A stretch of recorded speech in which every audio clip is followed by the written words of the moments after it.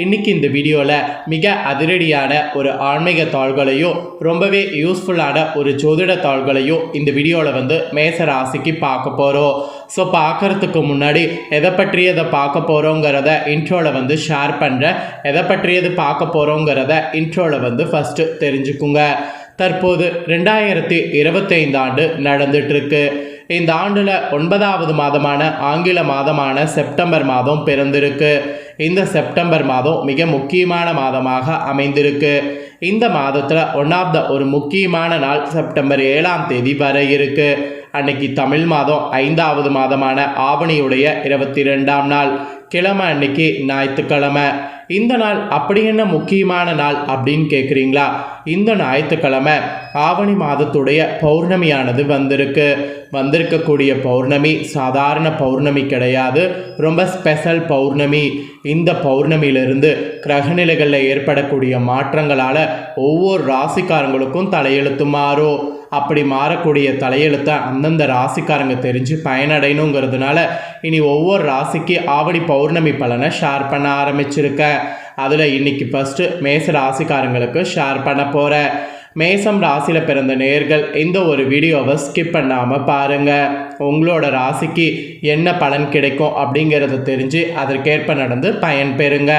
அதே போல் இந்த பௌர்ணமியில் நீங்கள் செய்ய வேண்டிய பரிகாரமும் இருக்குது, அதையும் உங்களுக்கு ஷேர் பண்ணுறேன். அதையும் இந்த வீடியோவில் தெரிஞ்சுக்குங்க. கண்டிப்பாக பரிகாரம் செய்து பயன்பெறுங்க. மேசராசினியர்களே, ஆவணி மாத பௌர்ணமியிலிருந்து கிரகநிலைகளை ஆராய்ந்து பார்க்கும் பொழுது உங்கள் ராசிநாதன் செவ்வாய் 6வது இடத்துல சஞ்சரிக்கிறார். அஷ்டமதிபதியாக விளங்கக்கூடிய செவ்வாய் 6வது இடத்திற்கு வரும்பொழுது விபரீத ராஜயோக அடிப்படையில் சில நல்ல பலன்கள் உங்களுக்கு நடைபெறும். தொழில் வளர்ச்சி, உத்தியோகத்தில் உயர்வு, கடன் சும குறைதல் போன்றவை ஏற்படும். சென்ற மாதத்தில் நடைபெறாத சில காரியங்கள் பௌர்ணமிக்கு பிறகு இப்போது நடைபெற்று மகிழ்ச்சியை வழங்கும். பஞ்சமஸ்தானாதிபதி சூரியன் பஞ்சமஸ்தானத்திலே பலம் பெற்று சஞ்சரிப்பதால் தேக்க நிலை மாறும், தெளிவு பிறக்கும், ஊக்கமும் உற்சாகமும் அதிகரித்து உடனுக்குடன் காரியங்கள் செய்து முடிப்பீங்க. அந்த மாதிரி சூப்பராக சூழ்நிலை அமைய போகுது. அதுக்கப்புறமா இந்த ஆவணி பௌர்ணமியிலிருந்து கடக ராசிக்கு சுக்கிரன் செல்றாரு. உங்கள் ராசிக்கு 2, 7 ஆகிய இடங்களுக்கு அதிபதியானவர் சுக்கிரன். அவர் சுகஸ்தானத்தில் சஞ்சரிக்கக்கூடிய இந்த நேரத்தில் மகிழ்ச்சி அதிகரிக்கும். பழைய வாகனங்களை கொடுத்து விட்டு புதிய வாகனங்கள் வாங்குவதில் இன்ட்ரெஸ்ட் காட்டினீங்கன்னா கண்டிப்பாக சக்ஸஸ் ஆகும். ஆபரண சேர்க்கை ஏற்படும். அதிக விலைக்கு வாங்கி போட்ட இடத்தை குறைந்த விலைக்கு கேட்கிறீர்களே என்ற கவலையெல்லாம் இனி உங்களுக்கு வேண்டாம், அது அகலும். பூமி விற்பனையில் வரக்கூடிய லாபத்தை கொண்டு தொழிலை விரிவு செய்ய முயற்சிக்கலாம். இந்த டைம் புத சுக்கிர யோகம் இருப்பதால் நல்ல சம்பவங்கள் பலவும் நடைபெறும் என்பது உறுதியாக சொல்லப்படுது. இதை தொடர்ந்து சிம்ம ராசிக்கு புதன் வராரு. இந்த பௌர்ணமியிலிருந்து உங்கள் ராசிக்கு 3, 6 ஆகிய இடங்களுக்கு அதிபதியானவர் புதன். அவர் பஞ்சமஸ்தானத்திற்கு வரும்பொழுது பிள்ளைகள் வழியில் இருந்த பிரச்சனைகள் அகலும். படித்து முடித்து வேலை கிடைக்காம இருக்கக்கூடிய பிள்ளைகளாக இருந்தீங்கன்னா உங்களுக்கு வேலை கிடைக்கும். உத்தியோக மாற்றத்திற்கோ அல்லது வெளிநாடு சென்று பணிபுரிய வேண்டும் என்றோ உங்கள் பிள்ளைகள் விரும்பினால் அதற்காக எடுக்கக்கூடிய முயற்சி கைகூடும். உடன் பிறப்புகளுக்குள் ஏற்பட்ட கருத்து வேறுபாடு அகலும். ஒற்றுமை பலப்படும். பூர்வீக சொத்துக்களை பிரித்து கொள்வதில் சிக்கல்கள் நீங்கும். பொது வாழ்வில் இருப்பவர்களுக்கு நல்ல பொறுப்புகள் கிடைக்கும். புதத்திய யோகம் இருப்பதால் அரசு வழியில் அனுகூலம் கூட உங்களுக்கு உண்டு. இதை தொடர்ந்து கரெக்டாக பௌர்ணமி முடிந்து ஆவணி 29ஆம் தேதி துலா ராசிக்கு செவ்வாய் செல்றாரு. உங்கள் ராசிக்கு அதிபதி செவ்வாய் 7வது இடத்துல சஞ்சாரம் செய்யும் பொழுது அவர் பார்வை உங்கள் ராசியிலே பதிகிறது. யோகம்தான். கல்யாண கனவுகள் உங்கள் ராசிக்கு நினைவாகும். இழப்புகளை ஈடு செய்ய எடுக்கக்கூடிய புது முயற்சிகள் வெற்றி கிடைக்கும். இடம் பூமி விற்பனையால் லாபம் உண்டாகும். வீடு கட்டுவது அல்லது கட்டிய வீட்டை பழுது பார்ப்பது போன்றவற்றில் கவனம் செலுத்தணும். அதெல்லாம் உங்களுக்கு நல்ல ஒரு இதுவாக இருக்கும், அதாவது முன்னேற்றத்தை கொடுக்கும். அப்புறம் இதை தொடர்ந்து அந்த பௌர்ணமிக்கு பிறகு ஆவணி 30ஆம் தேதி சிம்ம ராசிக்கு சுக்கிரன் செல்றாரு. தனாதிபதியான சுக்கிரன் பூர்வ புண்ணிய ஸ்தானத்தில் சஞ்சரிக்கக்கூடிய இந்த டைம் தனவரவு தாராளமாக வந்து சேர வாய்ப்பு இருக்கு. இனத்தார் பகை மாறும். எடுத்த காரியத்தை எளிதில் முடிக்க முடியும். கொடுத்த வாக்கை காப்பாற்றுவீங்க. பொது வாழ்வில் இருக்கிறவங்களுக்கு பொறுப்புகள் அதிகரிக்கும். வியாபாரம் மற்றும் தொழில் செய்பவர்களுக்கு இந்த பௌர்ணமிக்கு பிறகு செழிப்பாக இருக்கும். உத்தியோகத்தில் உள்ளவர்களுக்கு பிரச்சனைகள் வரும், கலைஞர்களுக்கு நல்ல வாய்ப்புகள் வந்து சேரும், மாணவ மாணவிகளுக்கு கல்வியில் அக்கறை கூடும், பெண்களுக்கு குடும்ப சுமை கூடினாலும் அதை சமாளிக்கக்கூடிய ஆற்றல் உண்டு. இந்த மாதிரி தான் பார்த்தீங்கன்னு வச்சுக்கோங்களேன், கிரகங்கள் சேர்றது மாறுறதுனால இந்த பௌர்ணமியிலேருந்து உங்கள் ராசிக்கு கிடைக்கக்கூடிய பலன்கள் என்பது குறிப்பிடப்பட்டிருக்கு. ஸோ குறிப்பிடப்பட்டதை தெளிவாக இந்த வீடியோவில் உங்களுக்கு சொல்லிட்டேன். சொன்னதை உங்கள் ராசிக்கு நீங்கள் தெரிஞ்சிருப்பீங்க. தெரிஞ்சதுக்கேற்ப நடந்து பயன்பெறுங்க. நீங்கள் இந்த ஆவணி பௌர்ணமியில் இந்த மாதிரி வழிபட்டிங்கன்னா கடன் நீங்கி அதிர்ஷ்டம் பெருகும் என்பது குறிப்பிடப்படுது. ஸோ அந்த ஆன்மீக பரிகாரம் உங்களுக்கு ஷேர் பண்ணுறேன். அதையும் இந்த வீடியோவில் இப்போ தெரிஞ்சுக்குங்க.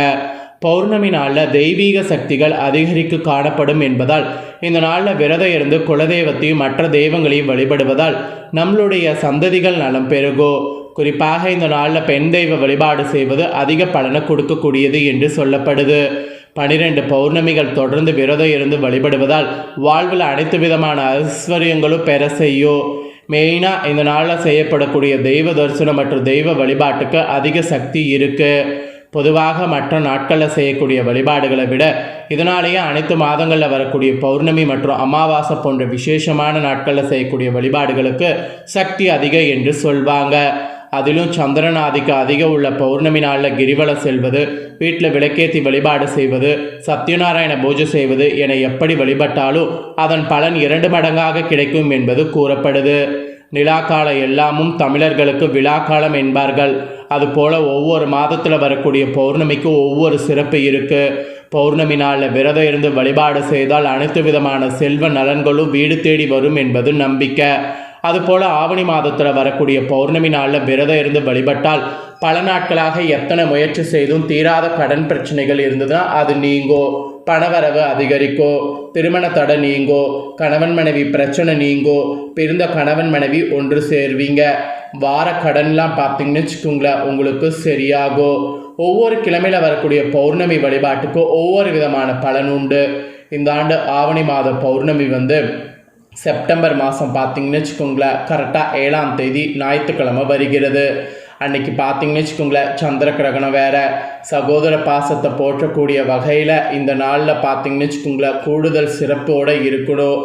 சந்திரன மனோகாரகன் என்று சொல்லப்படும். இவரை பௌர்ணமி நாளில் வழிபடுவதால் மனிதர்களுடைய மனங்கள் மட்டுமின்றி வாழ்க்கையில் நல்ல மாற்றம் ஏற்படும். இவ்வளோ நேரம் பௌர்ணமியை பற்றியே சொல்லிட்டேன். இப்போ கடன் பிரச்சனை தீர்க்கக்கூடிய அந்த ஆவணி பௌர்ணமி பரிகாரத்தை பார்க்கலாம் வாங்க. பௌர்ணமி நாளில் ஆதி பராசக்தியான 16 வடிவங்களில் மகா திரிபுர சுந்தரியாக அருள்பாலிக்கிறதாக ஒரு ஐதீகம். அதனால் இந்த பௌர்ணமி நாளில் அம்பிகை வழிபட்டால் கிரகதோஷங்கள் விலகும், பில்லி சூனியம் ஏவல் போன்றவற்றை நீக்கக்கூடியதாக இருக்கும். ஞாயிற்றுக்கிழமை பௌர்ணமி வழிபாடு என்பது கலைகளில் தேர்ச்சியும் புத்தி கூர்மையும் தரக்கூடியதாக இருக்கும். அதிலும் இந்த ஆண்டு கலைகளுக்குரிய நட்சத்திரமான அவிட்ட நட்சத்திரத்தண்டு சேர்ந்து வருவதால் அம்பிகைக்கு விளக்கேற்றி நெய் கலந்த சாதத்தை நைவேத்தியமாக படைத்து வழிபடுவது மிகவும் சிறப்பானது. செல்வம் பெருகும், தீராமல் தொல்லை கொடுக்கக்கூடிய கடன் பிரச்சனைகள் நீங்கும். ஆக்சுவலி மாலையில் இந்த நாளில் விளக்கேற்றி வைத்து காயத்ரி மந்திரத்தை பாராயணம் செய்யணும். வீட்டில் செல்வ வளம் பெருகும்.